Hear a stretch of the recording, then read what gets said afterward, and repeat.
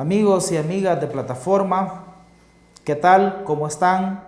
Estamos aquí nuevamente con ustedes para conversar sobre algunos temas de interés nacional. Muchas gracias a plataforma, a TVX, a sus diferentes canales y plataformas por donde es posible tener este contacto con cada uno y cada una de ustedes.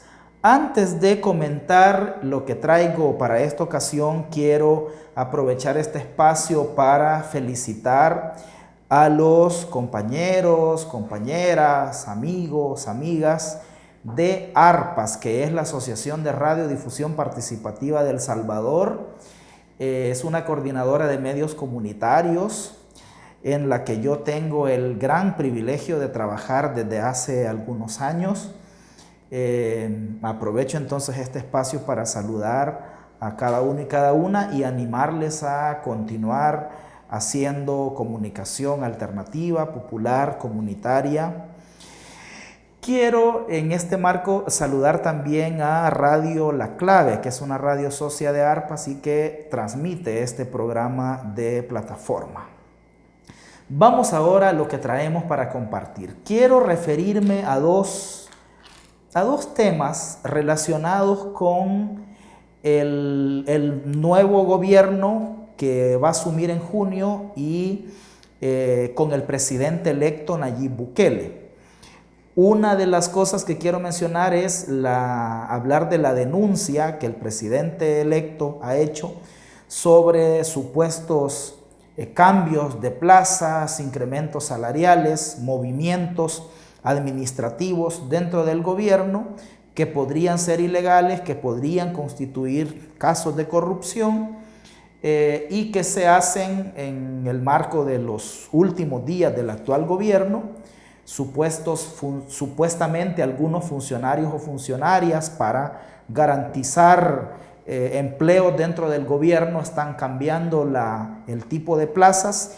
Quiero hablar de ese tema y el otro tema que quiero comentar es sobre la propuesta de creación de una CICIES, de una comisión internacional para investigar la impunidad en El Salvador. Quiero comentar sobre esos dos temas que están en el ambiente y sobre el que nosotros acá no nos habíamos referido.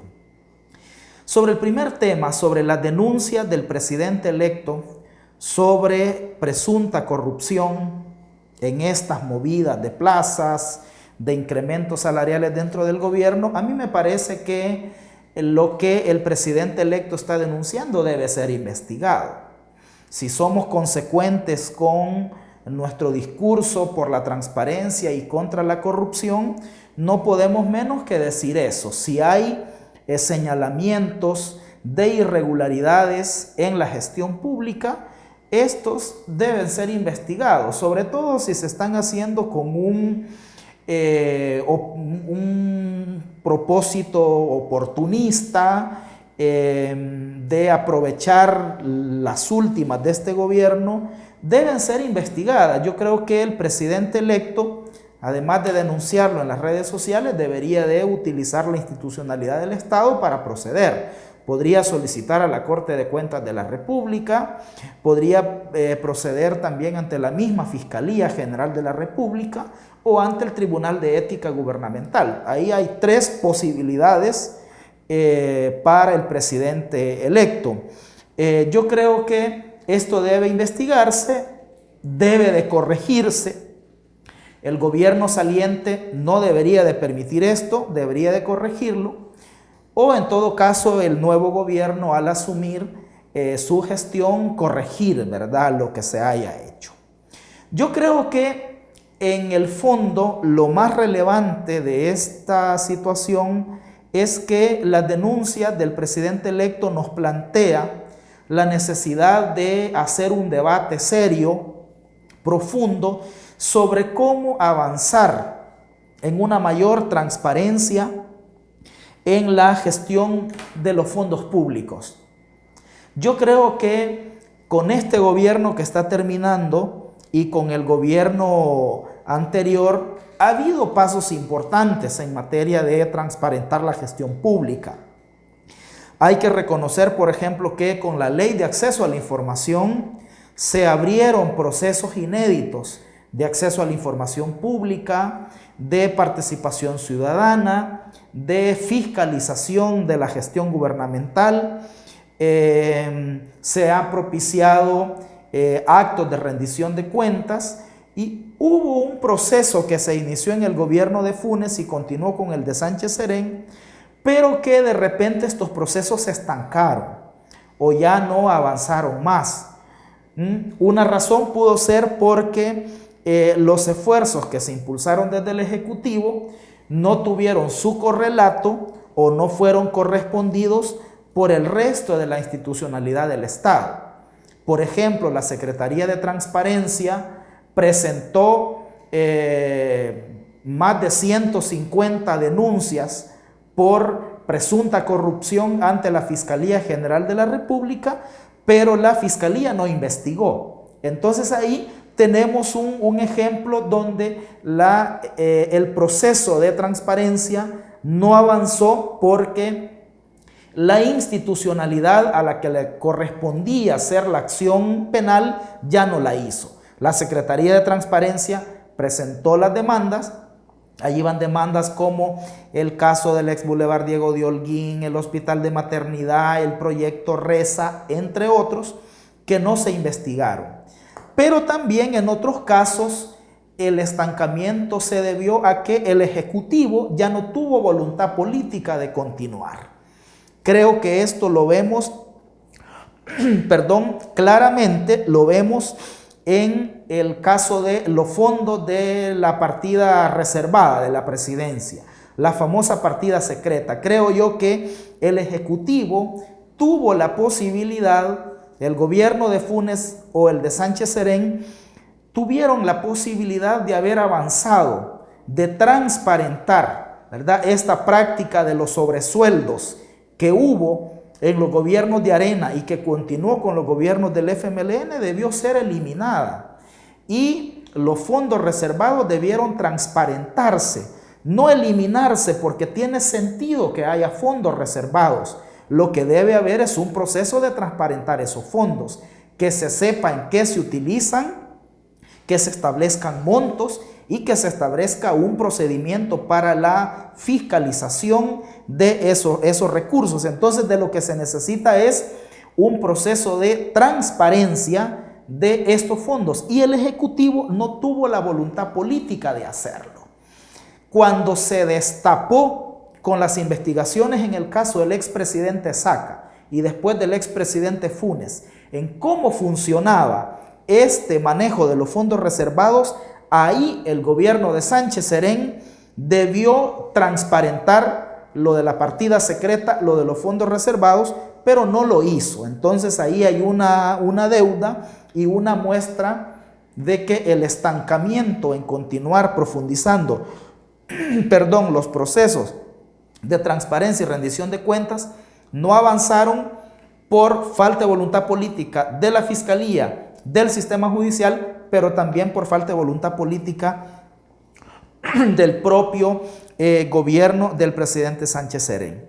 Entonces me parece que la llegada del nuevo gobierno, así como cuando llegó el primer gobierno del Frente, fue posible iniciar procesos de transparencia que no fueron posibles durante los gobiernos de Arena, creo que ahora, de la misma manera, deberíamos apostarle a que la llegada del gobierno del presidente electo Nayib Bukele propicie avanzar en algunos procesos y en algunos temas que no fue posible con los gobiernos del FMLN. En este sentido, yo le propondría al presidente electo, al nuevo gobierno, algunas acciones urgentes para continuar o retomar los procesos de transparencia que se estancaron. En primer lugar, lo que ya hemos hablado de los fondos reservados. Creo que estos fondos deben transparentarse, justificar lo que se justifique como fondo reservado y lo que no debería de ir a la ejecución presupuestaria ordinaria. Y eso que se justifique como reservado, deben establecerse montos, deben establecerse rubros y deben establecerse procedimientos para la fiscalización del uso de estos fondos. Lo primero que debería hacer el presidente Nayib Bukele, si es consecuente con su discurso contra la corrupción y es consecuente con su crítica que planteó durante la campaña al desempeño de los gobiernos de Arena y del FMLN, lo primero que debería de hacer es transparentar los fondos reservados. Y además de transparentar los fondos reservados, transparentar otros gastos públicos que no se han logrado transparentar todavía. Hay en el gasto público varios puntos ciegos, varias regiones oscuras que se deben de transparentar. Por ejemplo, la pauta publicitaria a los medios de comunicación. Sería interesante que el presidente Nayib Bukele, al llegar al gobierno, transparente cómo se otorga la publicidad a los medios de comunicación, porque durante los gobiernos de Arena y también el FMLN continuó con esa lógica, era otorgar los pedazos más grandes del pastel de pauta publicitaria a los grandes medios de comunicación, ¿verdad?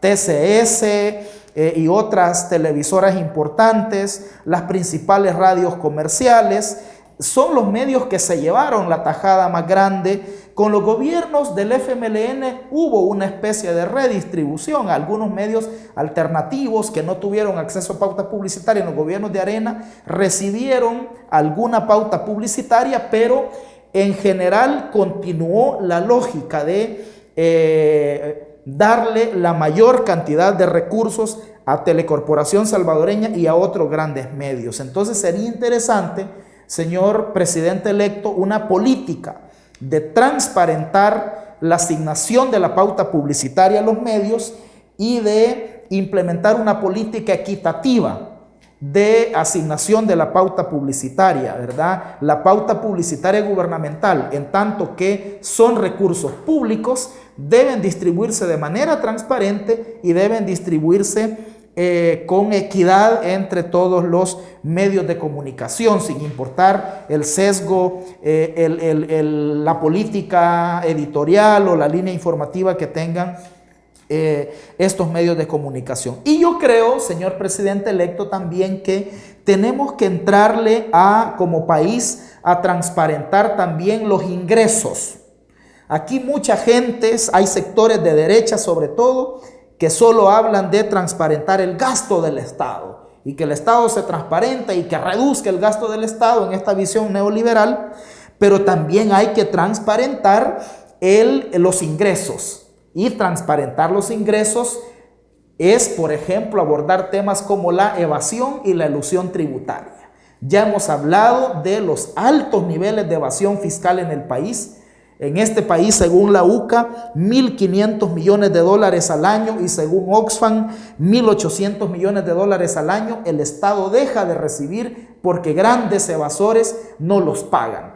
O toda la veintena de leyes vigentes que permiten la elusión tributaria. Se le llama evasión legal porque está permitida en la ley. Leyes como la de turismo, de zonas francas, de servicios internacionales, de inversiones, entre otras. Entonces la lógica debe ser transparentar no solo el gasto público, sino también los ingresos públicos. Transparentar no solo al Estado, sino que transparentar a la sociedad. Eso implica transparentar también el sector privado. Entonces, quería plantear esto a propósito de la denuncia del presidente electo. Yo creo que el debate de fondo tiene que ser cómo avanzar en los procesos de transparencia que se iniciaron y que en algún momento se nos estancaron. El segundo tema que les decía es el de la propuesta de crear una CICIES, una Comisión Internacional contra la Impunidad en El Salvador. Algunos hablan de CICIES, otros hablan de CICISB, ¿verdad? Se emula en todo caso a la experiencia guatemalteca de la CICIG, una comisión creada por las Naciones Unidas en Guatemala para investigar aquellos delitos que la institucionalidad del país, que estaba copada por el crimen organizado, por los corruptos, no investigaba. Entonces, aquí se ha planteado esa propuesta, el presidente electo hizo campaña y ahora con ese tema, y ahora como presidente electo ha reiterado que va a ser una de sus prioridades. Yo lo que pienso sobre esta propuesta es la siguiente. A mí no me parece extraña una propuesta de una comisión internacional, porque El Salvador tiene experiencia en eso. Un ejemplo que tenemos es el de la Comisión de las Naciones Unidas, la Comisión de la Verdad, que investigó los crímenes más emblemáticos cometidos durante la Guerra Civil. Entonces, este país ha tenido ya experiencias en comisiones internacionales. La propuesta, entonces, de entrada no es extraña. Sin embargo, yo tengo mis temores sobre esta propuesta. Yo tengo el temor de que vaya a convertirse en un show, en una especie de distractor, de chivo expiatorio, que en la práctica no tenga efectividad y que además mantenga entretenida la opinión pública y nos descuidemos de otros temas. Yo particularmente creo que la apuesta debería ser el fortalecimiento de la institucionalidad del país.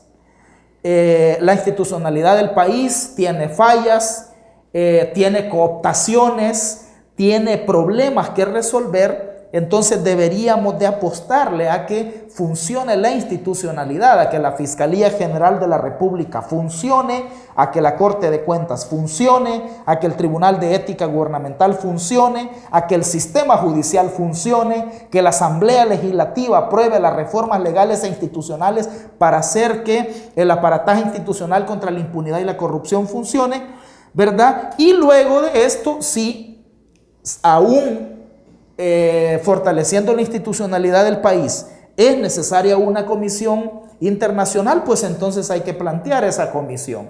Pero me parece que hay que definir bien la propuesta. Hay que definir, por ejemplo, la naturaleza. Si va a ser una comisión vinculante o si no. Es decir, si sus procedimientos van a tener correspondencia obligatoria en el sistema judicial o si no, porque si es una comisión, recordemos la Comisión de la Verdad. La Comisión de la Verdad investigó los crímenes de lesa humanidad, y ordenó que fueran investigados, pero la Fiscalía no investigó. Durante todo este tiempo lo que hemos tenido es una impunidad galopante en crímenes tan vergonzosos como las masacres del Mozote, del Zumpul, de los jesuitas de la UC, el magnicidio de Romero, y ahora hasta están promoviendo una nueva ley en la Asamblea Legislativa para garantizar la impunidad. Entonces, si nos pasa lo mismo con unas CICIES, que la CICIE vaya a ordenarle al sistema judicial que investigue, o le ordene a la Fiscalía que investigue, pero la Fiscalía y el sistema judicial no investiga, no sirve de nada. Entonces, hay que definir su naturaleza, si va a ser una comisión de apoyo a la Fiscalía, si va a ser una comisión